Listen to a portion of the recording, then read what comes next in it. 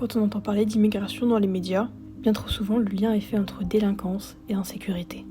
Déjà, c'est ce que dit Éric Zemmour, multi-condamné à la haine raciale, mais en plus, s'il parle de ces immigrés, il ne précise pas s'il parle des immigrés légaux, illégaux ou des immigrés en général. Et c'est simplement xénophobe. Mais de plus, quand ils disent cela, est-ce qu'ils mettent également dans la même case les Français issus de l'immigration ? À la première, deuxième ou troisième génération ? On a l'impression que oui. Et ça, c'est du racisme. La France est un grand pays à travers le monde. Sa réputation est immense, car c'est un pays universaliste. Les gens y sont jugés en général devant la justice pour ce qu'ils font, et non pas pour ce qu'ils sont. Ceux qui disent cela, ils n'ont pas compris ce qu'était la France. On peut donc les qualifier d'anti-France. Je suis française, d'origine marocaine. Je me sens française quand je manifeste, même si c'est paradoxalement pour revendiquer des droits qui me définissent. Petite, j'ai malheureusement vite pensé que mon origine était un élément que je devais cacher, comme si une anomalie s'était immiscée à travers mon nom de famille à l'odeur d'huile d'olive. Je me rappellerai toujours de ce jour où j'accompagnais une amie dans le bureau du CPE, car elle subissait du harcèlement. À la fin de son courageux témoignage, l'adulte porta son attention sur moi et me demanda: Et toi, tu n'es pas victime de harcèlement? Je me souviens avoir entendu mon cœur battre fort, et la vitesse à laquelle toutes les réponses que j'aurais voulu lui donner apparaissaient sous forme de questions. J'ai eu le courage de répondre: pourquoi ? Comme si je savais déjà trop bien quelle était la cause. D'un ton anodin, presque comme une évidence, il répondit: Votre nom a consonance maghrébine. partagée entre la colère et l'humiliation, presque honteuse d'être celle que j'étais, prête à répondre tout et n'importe quoi, j'aurais voulu demander: pourquoi ? Pensez-vous que mon nom peut déranger ? Mais était-ce de la fausse sympathie ou souciez-vous réellement de l'intégration de votre élève ? Ainsi, j'aurais peut-être titillé sa subtilité et son empathie endormis au fin fond de son être. J'ai simplement répondu: non, je ne suis pas victime de harcèlement. Plus tard, au lycée, les seules altercations qui m'ont marqué sont celles qui s'apparentent à du racisme banalisé. Être pointé du doigt et moqué quand on parle du Maghreb ou du Moyen-Orient, ou encore les blagues du style: elle est où ma trousse ? C'est l'arabe, c'est Inès qui l'a volée. Néanmoins ici j'en étais consciente, il demeurait et demeure gênant quand il provient de simples camarades. Mais aujourd'hui j'ai du mal à comprendre cette distinction. Je suis fière de mes racines. Et une partie de mon éducation a été façonnée dans l'école de la République. Pourtant, je n'ai pas toujours l'impression d'être française au même niveau que d'autres aux yeux de certains. Je ne connais toujours pas l'origine de cette différenciation, mais je connais son histoire. Laissez-moi vous en parler. La France est confrontée au défi de l'intégration des populations venues de l'étranger depuis un moment. Pays à tradition de forte immigration oblige. L'intégration, c'est le produit d'une combinaison de facteurs individuels, collectifs et institutionnels qui peut aboutir à l'observation de fortes inégalités. En fait, la France comble son manque de main-d'œuvre en accueillant Italiens, Polonais et Belges à la fin du XIXe et au début du XXe siècle. Ce même manque de main-d'œuvre, en particulier pour exécuter les tâches peu qualifiées, se fait ressentir durant les années 30. Ainsi, à partir des années 60, la France fait venir des travailleurs de son ancien empire colonial, la maîtrise du français étant alors un atout pour les populations arrivantes. Et c'est essentiellement l'Afrique du Nord qui est mise à contribution. Cependant, lors des décennies suivantes, le modèle intégrateur français s'est enrayé. L'arrivée des immigrés en France, elle est nécessaire pour l'économie capitaliste. Malgré toutes les pressions qu'on fait sur eux, ils ont quand même pris une part active à la grève et on se doit de les aider à prendre conscience aussi des problèmes que nous avons en France. Car on rejoint la lutte des ouvriers dans tous les pays et le prolétariat est exploité de la même façon dans tous les pays. Valéry Giscard d'Estaing met en œuvre le regroupement familial qui facilite la venue de familles entières et non simplement des travailleurs. Les populations d'immigrés font de plus en plus souches et au même moment, la conjoncture économique se détériore. Il faut alors trouver des coupables, les étrangers. Les étrangers sont alors pointés du doigt et la xénophobie s'accroît. Le Front National désire faire porter son effort sur 4 points qu'il estime fondamentaux. Réduire le fléau économique et social du chômage par la réduction massive de l'immigration étrangère, comme le disent nos affiches. 1 million de chômeurs, c'est 1 million d'immigrés en trop. Mais aussi une lutte contre l'insécurité publique, dont sont victimes comme des fléaux sociaux et économiques toujours les mêmes, c'est-à-dire les faibles. Dans le même temps, les grands ensembles construits à la va-vite après la Seconde Guerre mondiale pour loger les personnes ayant perdu leur logement, puis les rapatrier d'Algérie se dégradent. Les populations les plus aisées quittent ces quartiers en voie de todification. Et, en raison du faible coût du foncier, les populations immigrées s'y concentrent. Il faut noter que l'école peine à intégrer cette génération, née en France et française de citoyenneté. Enfin, ils veulent pas de nous dans leur monde. Ils nous isolent en fin de compte. Ils veulent nous oublier, mais quand ils nous voient dans la rue, ça se voit dans leurs yeux qu'ils nous haïssent encore plus que tout. Enfin, ils voudraient qu'on ne soit plus sur leur chemin, qu'on ne vive plus avec eux, qu'on aille plus loin faire nos courses comme eux. Ils veulent qu'on ait tout à part, qu'on retourne dans nos pays, c'est tout ce qu'ils veulent. Qu'on ne vive... Mais en fin de compte, ils ont bien besoin de nous, hein. Pour travailler et tout ça, ils ont besoin, hein. Une étiquette de quartier, en partie malsaine, y est associée. C'est alors que les entreprises ne s'y installent plus. Et c'est la spirale infernale. Leur image se dégrade. Le premier président socialiste de la Ve République, François Mitterrand, lance la politique de la ville. Mais le problème ne se résout toujours pas pour autant, il s'aggrave. Puis, l'esprit de 98 constitue une éphémère réconciliation. Mon papa, qui l'a vécu quand il avait 23 ans, raconte. Moi, ce que j'ai vécu en 98, ça a été un des plus beaux moments de ma vie. Parce que j'ai vécu, je t'ai dit, la frustration des fachos. Très petit, des gens qui, tu sais, salarables, de se faire traiter. J'ai grandi à ma majorité, 18 ans, j'étais avec des copines.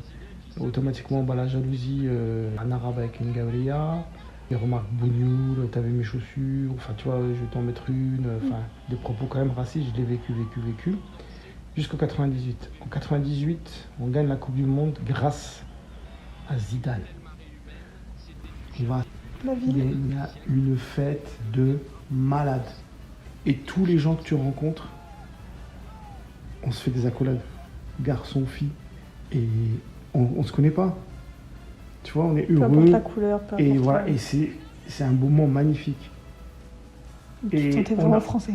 Ouais, on a cette périodicité où on se dit putain, regarde, ce qu'on vient de montrer, c'est que la France peut marcher justement. Et la France, c'est le blanc, black, beurre.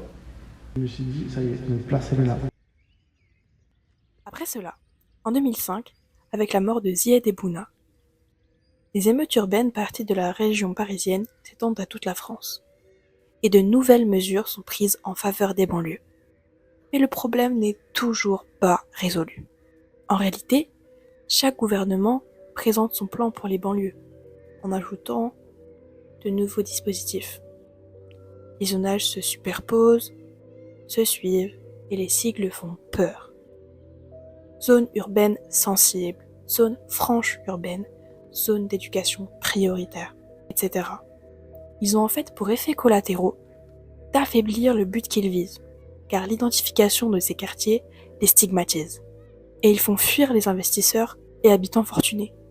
Au-delà de l'approche spatiale et sociale, c'est tout le modèle d'intégration français qui est en cause. La France a du mal à se positionner sur un équilibre entre l'intégration qui permet de conserver sa culture d'origine, au nom du rejet du communautarisme, et une assimilation qui verrait les nouveaux arrivants se fondre dans le modèle républicain au point d'oublier leur ancienne culture. Mais ils sont loin d'être ceux à blâmer dans une société où ils sont presque reniés. Qu'y a-t-il de plus rassurant que d'aller avec les personnes qui nous ressemblent? Peut-être ressentent-ils un désir de conformité plus qu'une peur de la différence.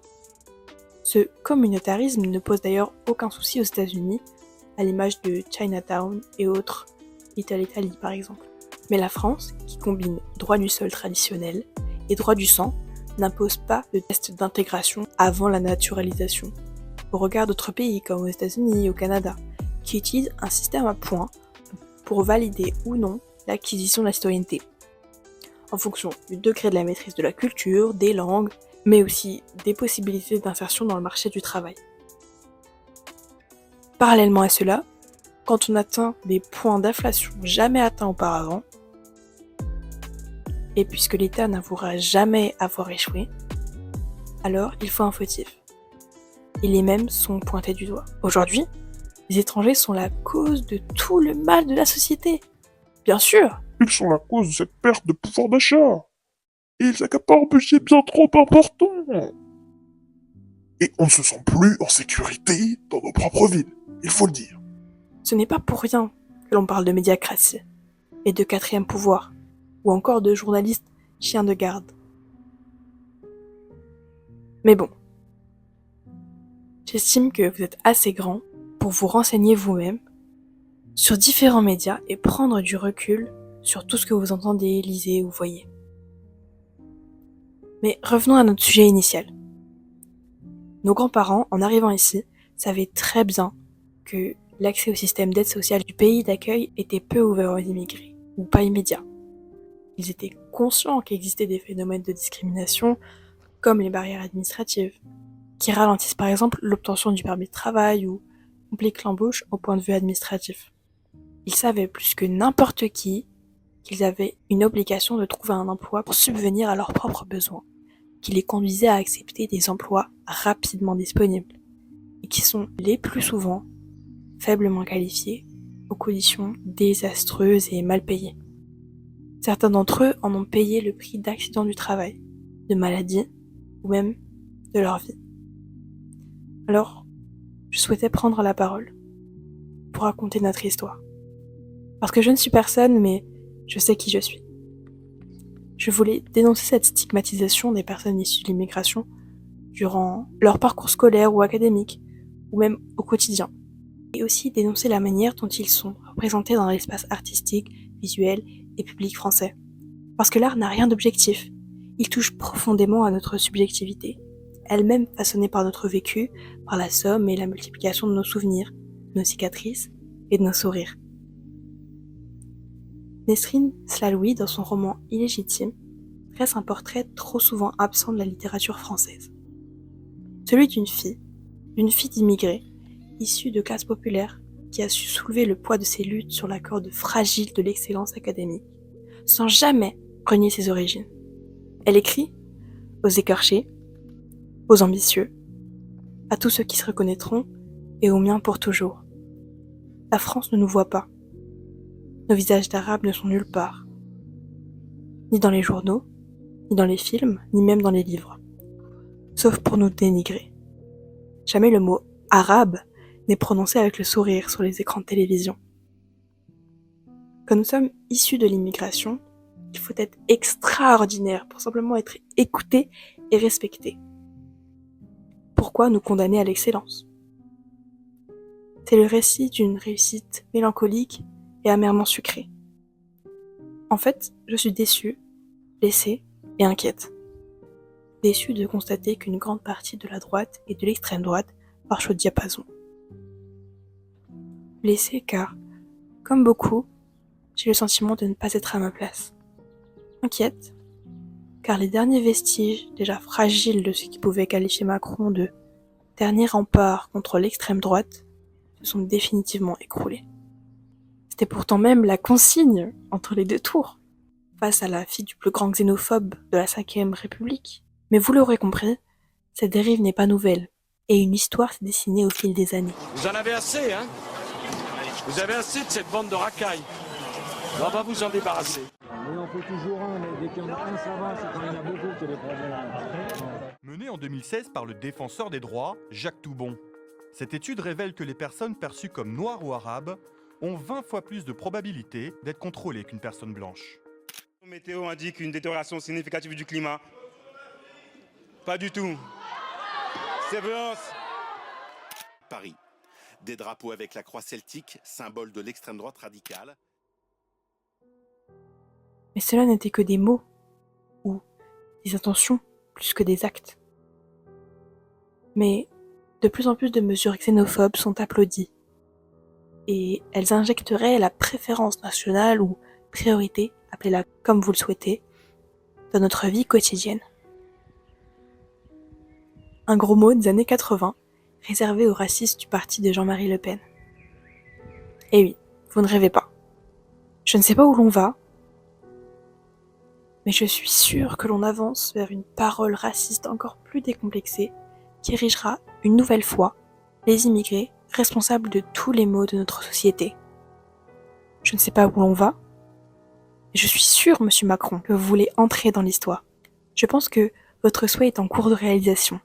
Je ne peux que me hâter de lire dans les manuels scolaires, en gros titres, juste au-dessus du premier président réélu depuis le quinquennat, le chef de l'État artisan de la loi la plus xénophobe de la Ve République.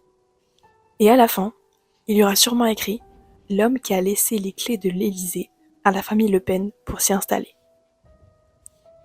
Je ne sais pas où l'on va, mais je vous préviens, car il est peut-être déjà trop tard. Dites-moi où sont passées liberté, égalité et fraternité. J'ai passé mon temps à les chercher, mais je crois avoir compris. Ils se sont échappés, partis retrouver leur ami longtemps oublié, l'humanité.